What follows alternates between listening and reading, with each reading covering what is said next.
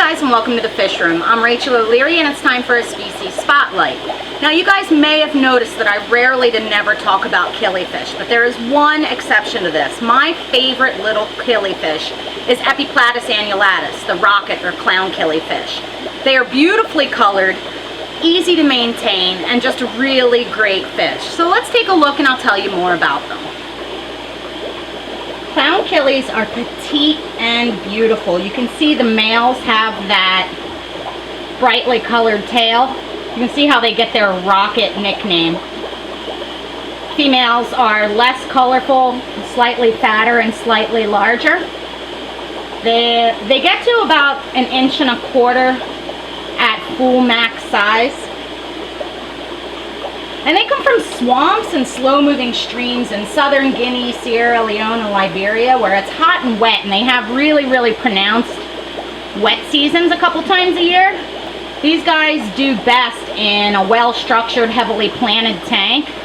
And if you have a good mix of genders, 1 male to 2 females, you'll often see fry start to show up. The parents don't seem to predate very heavily on the fry.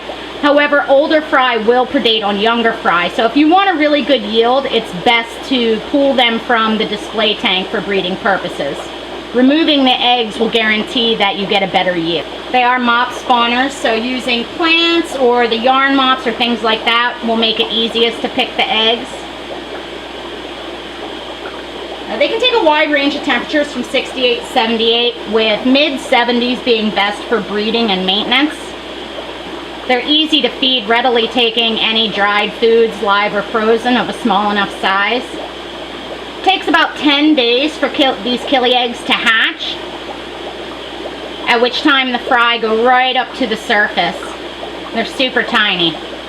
These are a fish that I prefer to keep in a species tank because they're so small and relatively slow moving. They stay right up by the surface like this the vast majority of the time.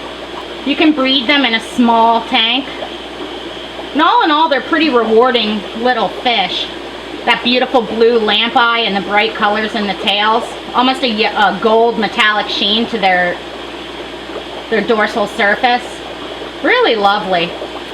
They don't seem to be as prone to jumping as the vast majority of killies, which is why I tend to keep them here.